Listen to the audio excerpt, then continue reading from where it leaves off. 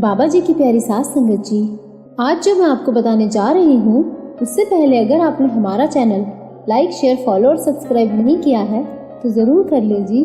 साथ में bell icon भी ज़रूर प्रेस करेजिए, जिससे आपको बाबा जी की प्यारी प्यारी बातें पता चल सके। वो कहते हैं ना, मेरी रूह में समाई है तेरी खुशबू ए खुदा। लोग कहते हैं तेरा इत्र लाजवाब है। सास संगत जी, आज जो मैं आपको बताने जा रही हूँ वो सुन के आपको वो बात पता चलेगी जो आपने शायद ही कभी सुनी हो, और उन बातों से आज आपको ये एहसास जरूर हो जाएगा कि कैसे एक एक कदम का हिसाब हमें देना पड़ता है। इसीलिए हमें एक एक कदम बहुत सोच समझ कर उठाना चाहिए। ये सोच लो कि भगवान ने हमें दिमाग इसलिए ही दिया है जिससे हम सही कदम उठा पाएं। अगर हम अपने विवेक का इस्तेमाल रोजमर्रा की व्यवहारिकता में नहीं करेंगे तो हम में और जानवरों में फर्क ही क्या रह जाएगा। साथ संगत जी, आज जो मैं आपको बताने जा रही हूँ उसमें एक कसाई भगत कैसे बना, ये वाक्या सुनकर आपकी रूह कांप जाएगी। बड़े ही ध्यान से सुनना इस सच्ची घटना को कि वो कसाई भगत कैसे बने।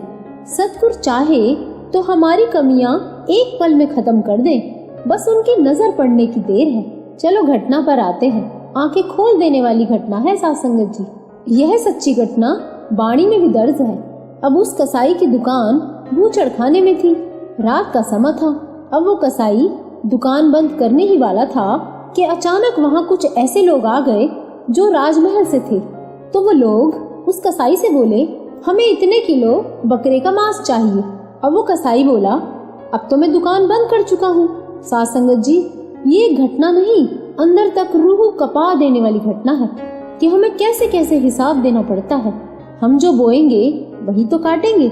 आज अगर हम किसी के साथ गलत कर रहे हैं तो वही कल हमारे साथ जरूर होगा, और वो भी कई गुना। और जो हम बीजते हैं उसका पेड़ बन के सामने आता है। जब एक बीज से इतना बड़ा पेड़ बन जाता है तो ऐसे ही हमारे एक कर्म का फल कई हजारों गुना हमें मिलता है, चाहे कर्म अच्छा किया हो या बुरा किया हो। अब घटना के अनुसार वो राजमहल के लोग उस कसाई से जिद करने लगे कि हमें कुछ किलो मांस दे दे। तो वो कसाई बोलता है, अगर इस समय मैं बकरे को काट कर आपको मांस दे भी दूं तो सुबह तक बचा हुआ मांस बासी होकर खराब हो जाएगा। या तो आप पूरा बकरा ले लो, क्योंकि थोड़ा मांस मैं आपको दे नहीं सकता। अब बहस काफी देर तक चलती रही। वो लोग थोड़ा मांस मांग रहे थे और कसाई पूरा बकरा देने को कह रहा था।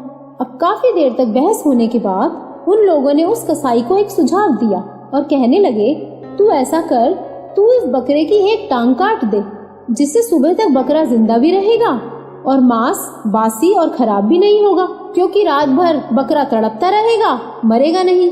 अब उस कसाई को यह तरकीब ठीक लगी। साथ संगत जी, आगे की घटना रोंगटे खड़े कर देने वाली है। अब वो कसाई छुरी लेकर अंदर कसाई खाने में गया जहाँ उस बकरे को काटना था। अब वो जैसे ही बकरे को काटने लगा तो बकरा एकदम बोल पड़ा, ये तू क्या कर रहा है? ये तू कौन सी नई रीत बनाने जा रहा है? हम दोनों के कर्म तो कई जन्मों से बंधे हुए हैं। एक जन्म में मैं तुझे काटता हूँ तो दूसरे जन्म में तू मुझे काटता है। एक जन्म में तू कसाई और मैं बकरा, और दूसरे जन्म में मैं कसाई और तू बकरा बनता है। और ये सिलसिला कई जन्मों से चला आ रहा है। आज तू ये कौन सी नई रीत चलाने जा रहा है? तू मेरी एक टांग काटेगा तो मैं पूरी रात तड़पूंगा, तो तू इस तड़प से कैसे बच पाएगा?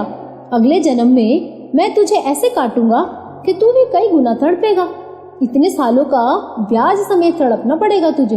अब ये सुनकर उस कसाई के हाथ से छुरा जमीन पर गिर गया और उस कसाई की आंखों से आंसू बह गए, और उन आंसुओं में मानो उसको वो भेद मिल गया कि वो कसाई से भगत बन गया।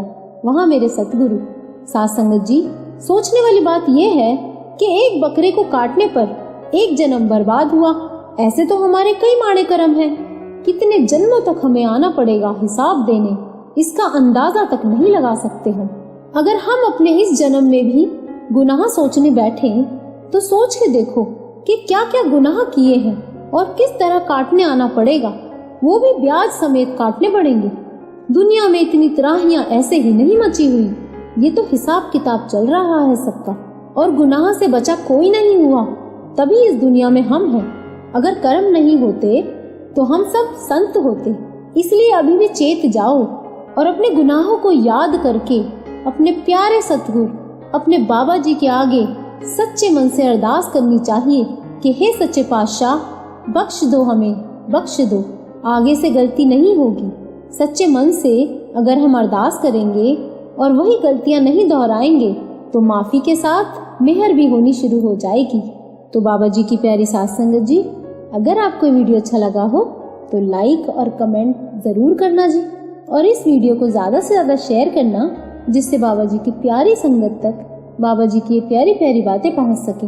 और इस चैनल को सब्सक्राइब भी ज़रूर करना जी।